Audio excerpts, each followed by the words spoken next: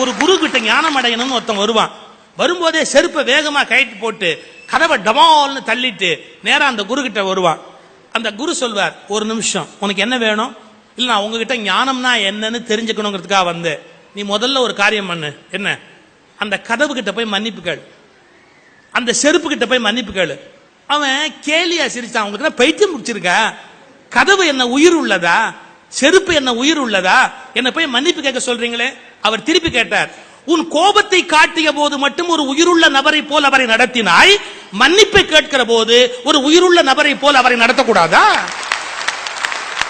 ஓ, அவன் போறான், வெக்கமா இருக்கு அவனுக்கு. ஆனா ஒரு 2 நிமிஷம் யோசிச்சுட்டு அந்த கதவு கிட்ட மன்னிப்பு கேட்கிறான். நான் உன்னை வேகமா சாத்தி இருக்க கூடாது. அது மாதிரி செருப்பு கிட்ட, என்ன எத்தனையோ மைல் நீ சுமந்துட்டு வந்திருக்கிற, நான் வந்து இப்படி நடத்தி இருக்க கூடாது, என்ன மன்னிச்சுக்க அப்படின்ட்டு குரு கிட்ட வந்தான்.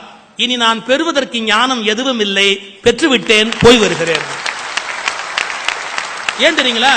ஒரு ஜடப்பொருளை கூட நன்றி உணர்வில்லாமல் நடத்தக்கூடாது என்று பெறுவதுதான் ஞானத்தின் உச்ச நிலைக்கான அடையாளமே. இதை விட ஞானம்ங்கிறது வேற என்ன வேணும்?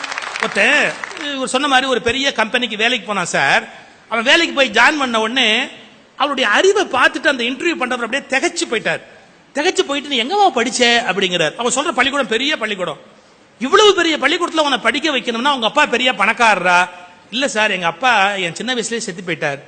அப்ப உங்க அம்மா எப்படிப்பா, நிறைய சொத்து வச்சிருந்தாங்களா, பணம் வச்சிருந்தாங்களா? இல்ல சார், எங்க அம்மா 10 பாத்திரம் 10 வீட்டுல தேய்ச்சு அதுல வர்ற பணத்துல தான் என்ன படிக்க வச்சாங்க.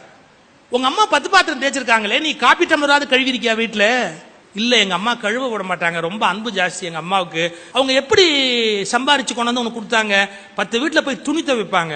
ஒரு நாளாவது உன் பேண்ட்டை நீ துவைச்சிருக்கியா? இல்ல, என்ன துவைக்க எங்க அம்மா விட மாட்டாங்க.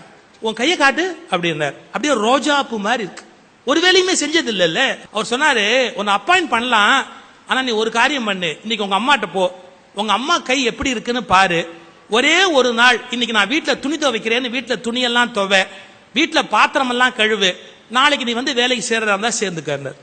எனக்கு ஒன்னும் புரியல, இது எந்த சம்பந்தம் இல்லாம சொல்றாரு அப்படின்ட்டு வீட்டுக்கு போனா அவங்க அம்மா என்னமோ துணி தைச்சுக்கிட்டு இருந்தாங்க. அம்மா முதல்ல உன் கையை காட்டு அப்படின்னா. அன்னைக்குதான் முதல் தடவையா அந்த அம்மாவுடைய கையை பாக்குறான். அப்படியே காய்ச்சி போய் புண்ணு புண்ணு புண்ணு புண்ணா இருக்கு. ஏன்? ஒரு பையன் பேண்ட் இன்னைக்கு போட்டு வராம பாருங்க, பேண்ட்ங்கிற பேர்ல ஒரு பீரோவை, அந்த பீரோவை ஒருத்தர் புழியறதுங்கிறது அவ்வளவு கஷ்டம். அது மாதிரி 10 வீட்டுல போய் அந்த அம்மா துணி புழிஞ்சிருக்காங்கன்னா அவ கை என்ன ஆயிருக்கும்? அவன் அறியாமையே அப்படியே குலுங்கி குலுங்கி அழுதான். அந்த கையை எடுத்து அப்படியே கண்ணில் ஒத்திட்டம்மா, நீ எவ்வளவு கஷ்டப்பட்டிருக்கம்மா, நீ எவ்வளவு கஷ்டப்பட்டிருக்கிற அப்படின்ட்டு, இன்னைக்கு நீ துணி துவைக்காது, வீட்டுல நான் துணி துவைக்க போறேன் அப்படின்ட்டு போய் துணி துவைச்சான். படாத பாடுபட்டு அன்னைக்கு அவ்வளவு வேலை செய்ய முடியல. எல்லாம் முடிச்சுட்டு மறுநாள் அந்த அலுவலகத்துக்கு வந்தான். என்ன தம்பி, இப்ப உனக்கு என்ன புரிஞ்சுதுன்னார். ஒரு மனிதன் ஒரு வேலையை முழுமையாக சரியாக செய்து முடிப்பது என்பது எவ்வளவு பெரிய கஷ்டம் என்பதை நான் நேற்று புரிந்து கொண்டு விட்டேன். ஒரு வீட்டுல ஒரு வேலையை செய்யறதே இவ்வளவு கஷ்டமா இருக்கிற போது எங்க அம்மா எவ்வளவு பேர் வீட்டுல போய் 10 பாத்திரம் தேய்ச்சி துணியெல்லாம் துவைச்சு என்னை வளர்த்திருக்கிறா அப்படிங்கறத நான் நினைச்சு பார்க்கும்போது என்னுடைய தாயாருடைய கைகளை பிடிச்சு முதல் முறையா நான் நன்றி சொன்னேன். நான் நன்றி சொன்ன போது எங்க அம்மா, டே என்னடா அது அசட்டுத்தனமா, எங்கேயாவது அம்மாக்கெல்லாம் புள்ள நன்றி சொல்லுவாங்களா கூட அப்படின்னு சொன்னா. ஆனா இவ்வளவு சொன்னாலே ஒழிய நான் சொன்னப்ப லேசா இந்த இடத்துல ஒரு சிரிப்பு வந்தது. அதை நான் கவனிச்சேன்னா, என்னதான் பிள்ளைகிட்ட நன்றி சொல்லாதேன்னு தாய் சொன்னாலும் அவன் சொல்லும் போது அவன் அடைகின்ற ஒரு ஆனந்தம் இருக்கு பாருங்க, அது சாதாரணமானது அல்ல. நம்ம புள்ள நம்ம செஞ்ச உழைப்ப புரிஞ்சுக்கிட்டானே அப்படின்னு ஒரு வினாடி அந்த தாய் நினைப்பா. நம்ம ரொம்ப யோசிச்சு பார்த்தோம்னா நம்ம அம்மாவுக்கெல்லாம் நம்ம இன்னும் செஞ்சிருக்கலாமோ. அப்பா ஏதாவது சொல்லியிருப்பார் வயசான காலத்துல, நீ சும்மா இருப்பா, ரொம்ப பாடா படுத்துறப்பா, நீ கொஞ்சம் சும்மா இருப்பா அப்படின்னு சொல்லியிருப்போம். ஆனா நமக்கு வயசு ஆக ஆக தான் யோசிச்சு பார்ப்போம், என்ன நம்ம இன்னும் கூட கொஞ்சம் சாஃப்டா நடந்திருக்கலாமோ, நம்ம அம்மா கேட்டதை அன்னைக்கு கொண்டாந்து கொடுத்துருக்கலாமோ அப்படிலாம் தோண ஆரம்பிக்கும். தயவு செய்து இந்த பேச்சை கேட்கறவங்க புரிஞ்சுக்கங்க, பின்னால் அப்படி வருத்தப்பட்டு பிரயோஜனம் இல்ல.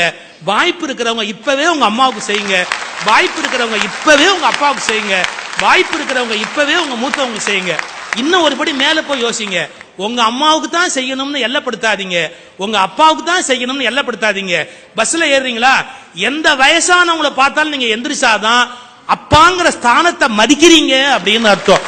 நம்ம அப்பாவுக்கு மட்டும் கொடுத்தா போறாது, அப்பா வயதுல இருக்கிற யார் வந்தாலும் எந்திரிச்சு இடம் கொடுத்தாதான் நம்ம அப்பாங்கிற ஸ்தானத்தை மதிக்கிறோம் அப்படின்னு பொருள். எனவே நல்ல ஆழமா யோசித்து பார்த்தால் நன்றி உணர்வு இருப்பது போல தெரிகிறது. சில இடங்களில் கொஞ்சம் கொஞ்சம் இருக்கிறது. ஆனால் இந்த பூமியில் நாம் சுவாசிக்கிற காற்றில் தொடங்கி, நாம் உண்ணுகிற உணவில் தொடங்கி, நமக்காக உழைத்தவர்கள் உழைப்பையெல்லாம் பட்டியல் போட்டு பார்த்தால் எவ்வளவு நாம் நன்றி கடன் செலுத்தினாலும் அந்த நன்றி கடன் தீராமல் இருப்பதால் இன்றைய சூழலில் நாம் நன்றி உணர்வு குறைந்தவர்களாகவே இருக்கிறோம்.